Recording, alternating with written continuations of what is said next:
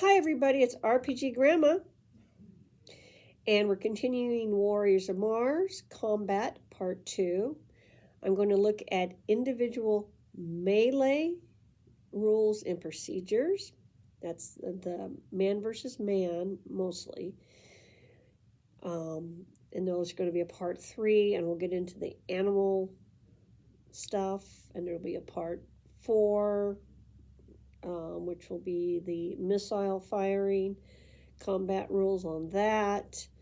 So there's going to be a little jumping around here because there's so much and it's spread out, and I'm trying to organize it a little bit. So melee rules, they're over multiple pages on the individual combat, and so that's why we're doing it this way. So I'm trying to focus on the man versus man mostly, and then I'll do the other version with the animals mostly, and then we'll look at those missile rules for combat. All right, melee. Melees are conducted differently when fought on an individual basis instead of the mass combat rules. Blows are given according to initiative. To determine which figure strikes first, the following priorities are used. Rule 1 supersedes all others. Rule 5 is used only when all others do not apply. Rule 1. If one figure surprises the other, ambush, surprise, flank attack, rear attack, it strikes first. Rule 2. The figure with the longer weapon strikes first. Rule 3. The charging figure strikes first if weapons are of equal length or if the defender's is shorter. Rule 4. If man versus animal, the man strikes first, he needs it.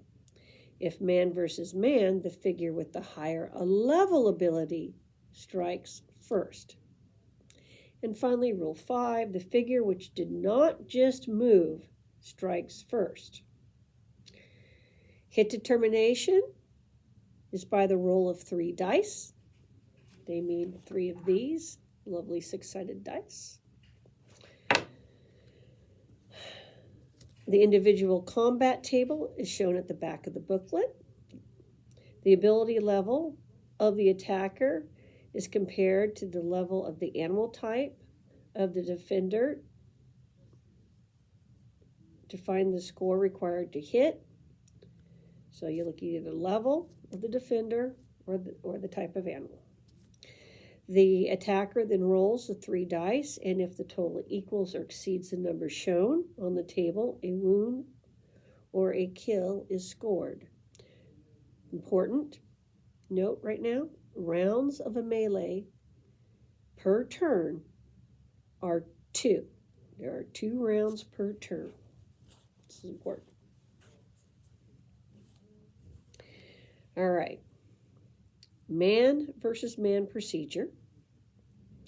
1. Determine who has the initiative or will give the first attack.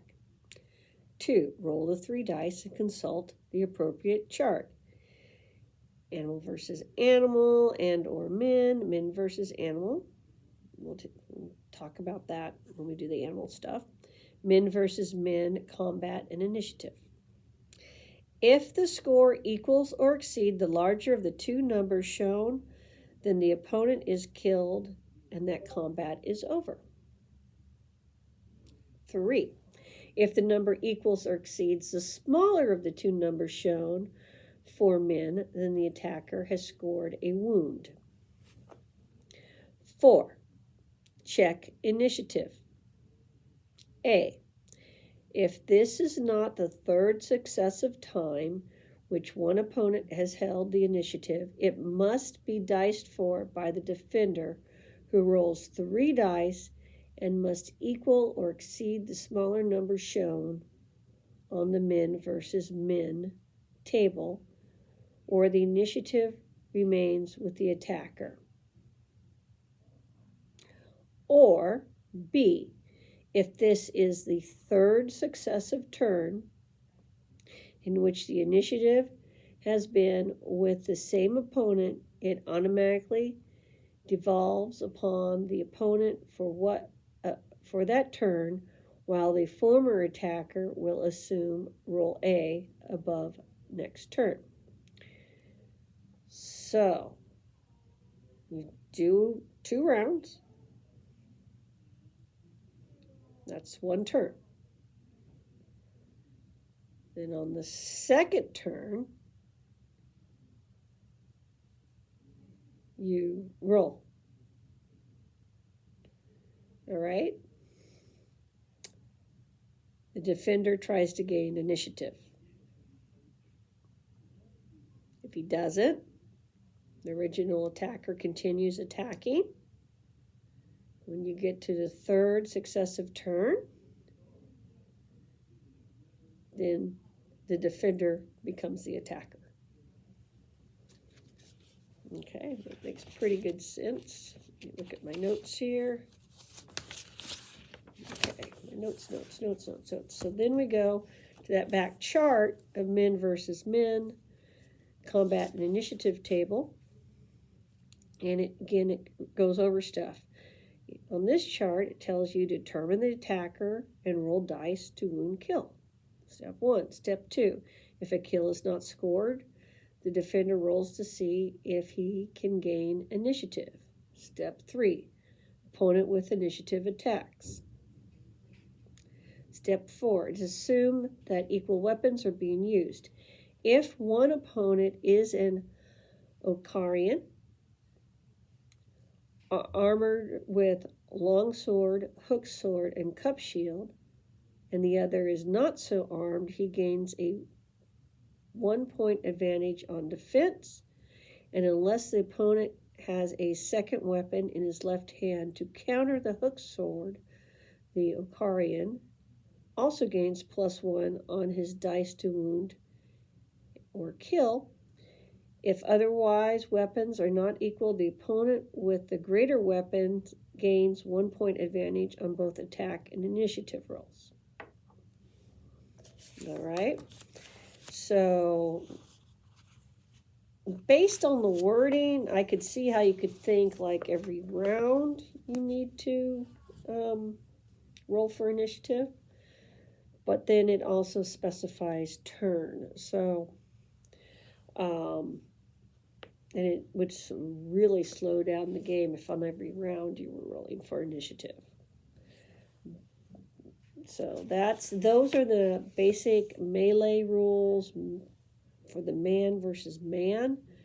As you can see, there's things that affect getting initiative, keeping initiative, your to kill, your defense scores, all that stuff. Wounds. That's towards the end. So we'll there isn't a whole thing on multiple attackers as well.